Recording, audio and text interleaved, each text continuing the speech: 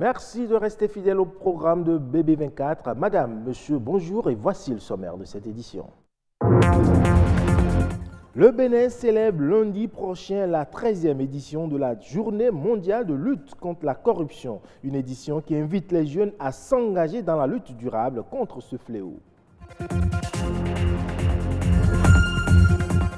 La territorialisation des questions de l'environnement prend une place de choix à la COP24 au regard de l'impact des changements climatiques. Les représentants des communes du Bénin y ont présenté leurs contributions. Bien que fragile, le patrimoine culturel immatériel est un facteur important du maintien de la diversité culturelle. Mais que comprendre par patrimoine culturel immatériel ?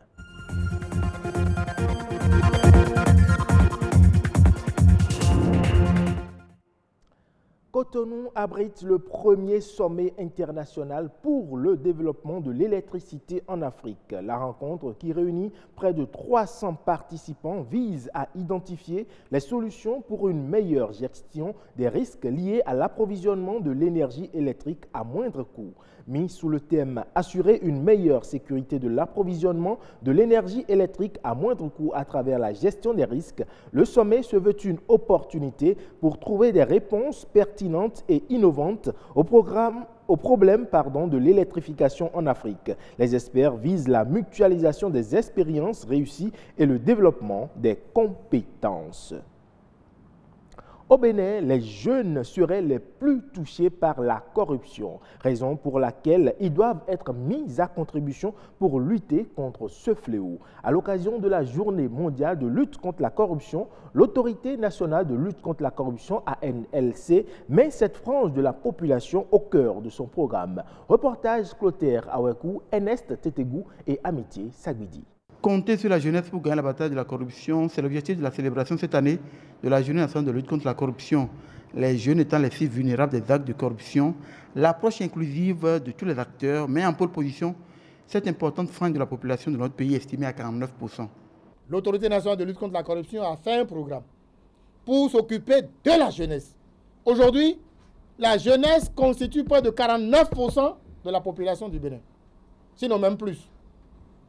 Et donc, l'avenir est compromis pour la jeunesse si nous ne faisons rien pour lutter efficacement contre la corruption.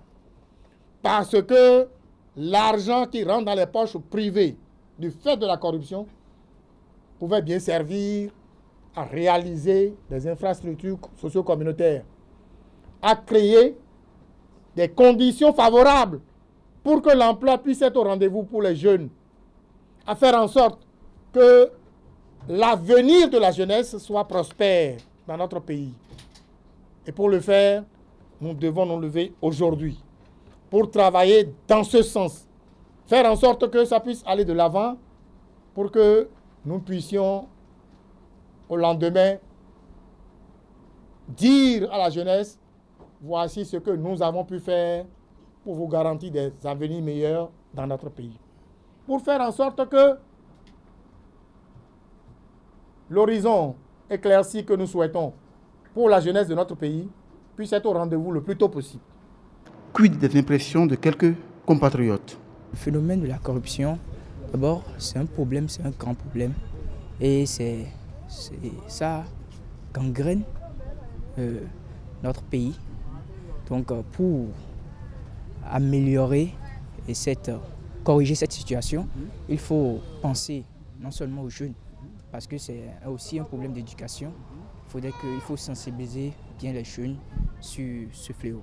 Si c'est que les jeunes de nos jours n'arrivent pas à s'épanouir, n'arrivent pas lorsqu'ils aillent déposer des dossiers, n'arrivent pas à passer dans un ordre rigoureux et qu'on doit passer au-dessus d'eux pour pouvoir passer, alors que peut-être des enfants qui étaient très loin du nord pour venir à Cotonou pour pouvoir faire passer des dossiers et sont obligés de faire 4 jours, 5 jours et les opportunités sont en train d'être ratées. Ça fait que les jeunes préfèrent trouver des moyens pour pouvoir plus encourager la corruption, pour pouvoir avoir la chance de passer tôt que de rester dans la réglementation et dans la normalité. Donc je pense vraiment que c'est une très bonne initiative. Pour pouvoir, si c'est qu'on amène plus les jeunes à s'intégrer dans la normalité et qu'on leur prouve vraiment que ça a sa valeur, ils vont vraiment s'intégrer et tout ira bien.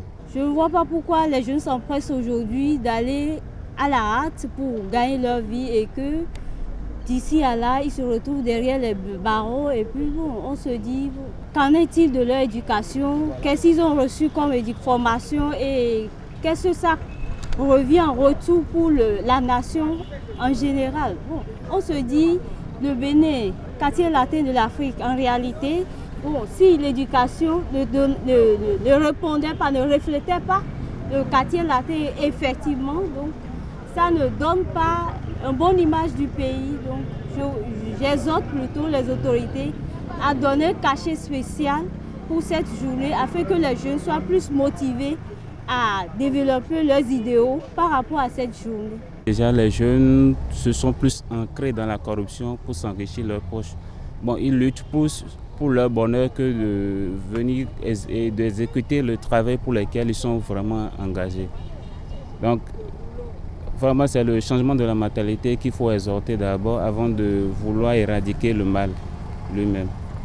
Le dernier rapport de Transparency International sur les États les moins touchés par la corruption et autres infractions connaissent met notre pays en 3e place sur les 8 pays dans l'espace UEMOA, en 5e place sur 15 pays dans l'espace CEDEAO, en 15e place sur 55 pays en Afrique et en 85e place sur 180 dans le monde. Merci à vous, Clotaire Awekou. On va à présent en Pologne, où les acteurs non étatiques, notamment les communes, les collectivités locales et les communautés, ont été pendant longtemps oubliés dans la lutte contre le réchauffement climatique, alors qu'ils constituent la solution. À la COP24, la territorialisation des questions de l'environnement s'est avérée une nécessité absolue. Et d'ailleurs, une délégation de l'Association nationale des communes du Bénin, ANCB, a expliqué comment les communes peuvent contribuer à cette lutte. William Tchoki, depuis la Pologne. L'Association nationale des communes du Bénin, délocalisée à Katowice, ils sont au total 4 responsables des collectivités locales. Ils sont venus plaider la cause des populations à la base, elles qui subissent le plus les affres des changements climatiques. Il faut que les communes béninoises aujourd'hui puissent travailler à régler le problème du changement climatique. Vous savez, c'est vrai, ça nécessite beaucoup de moyens, il faut que l'État s'y implique. Et nous saluons déjà la volonté gouvernementale avec le ministère du cadre de vie pour tout ce qui se fait. Mais nous pensons que les solutions sont au niveau de nos territoires. Gestion rationnelle de la ressource en eau, une agriculture résiliente face au changement climatique, un ensemble de thématiques qui les tiennent à cœur. Chacun à son niveau a des pistes de solutions.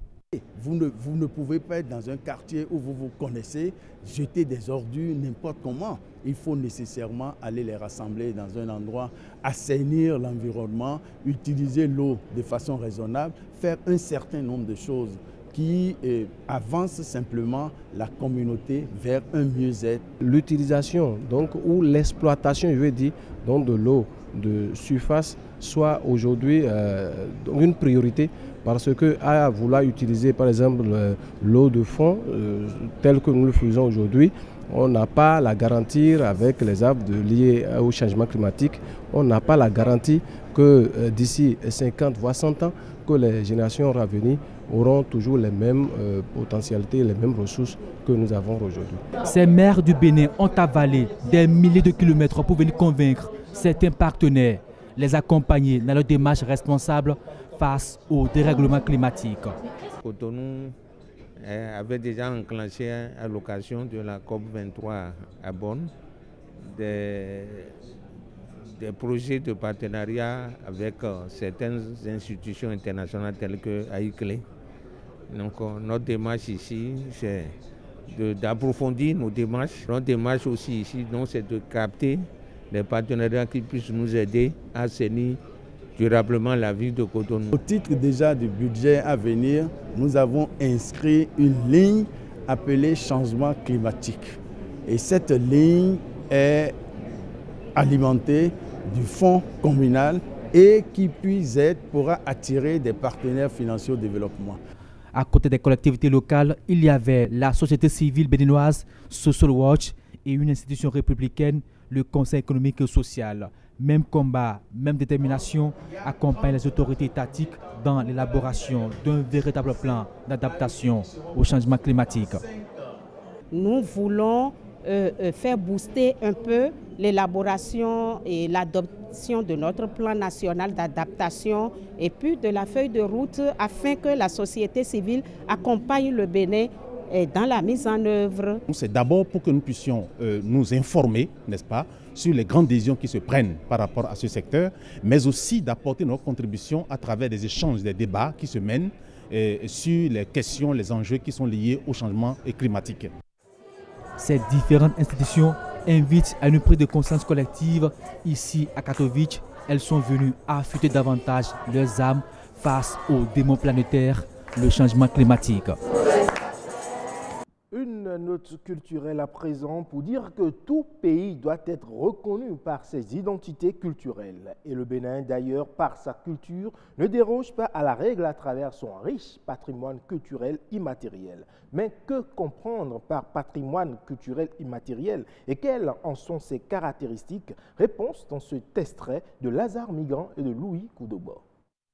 Actuellement, quand je prends le registre des éléments du patrimoine immatériel, nous avons aussi les masques. Les masques en Afrique sont énormes et très riches et vecteurs de sens, de symboles. Et ils jouent un rôle social. Ils jouent un rôle social. Le Galadais qui est sur la liste du patrimoine de l'humanité, son genre oral a été classé patrimoine mondial, patrimoine de l'humanité sur la liste de sauvegarde avec le Nigeria et le Togo. Mais aujourd'hui, les Togolais et les Nigériens sont déjà à plus d'un élément inscrit sur cette liste-là. Nous, au Bénin, on est où? Nous avons par exemple les arts du spectacle, tout ce qui est danse traditionnelle, de musique, théâtre, cinéma, sont donc les disciplines qui animent les arts du spectacle. Nous avons les pratiques sociales. Donc, quand on voit que dans une communauté donnée, il y a par exemple la fête de Chicotte, chez les Lokpa, il y a disons des rituels qui se font dans telle ou telle communauté. Il y a aussi les biens liés à les valeurs liées à la nature et à l'univers, donc les plantes. Les plantes, on sait que les plantes ont des vertus qui guérissent et donc tout ça fait partie donc du patrimoine immatériel d'un pays. En nouvelle brève, le G5 Sahel va bénéficier d'un financement de plus de 1155 milliards de francs CFA de la part de ses bailleurs de fonds et partenaires financiers pour mettre en place ces projets de développement. Ce nouveau portefeuille de financement devrait permettre de démarrer le programme d'investissement prioritaire de l'organisation qui s'étale sur la période 2019-2021. Celui-ci vise à booster le développement des 5 pays de la région en mettant en œuvre une quarantaine de projets répartis sur plusieurs axes, à savoir la défense et la sécurité, la gouvernance, les infrastructures, la résilience et le développement humain. Merci pour votre aimable attention. Rendez-vous tout à l'heure à 19h45.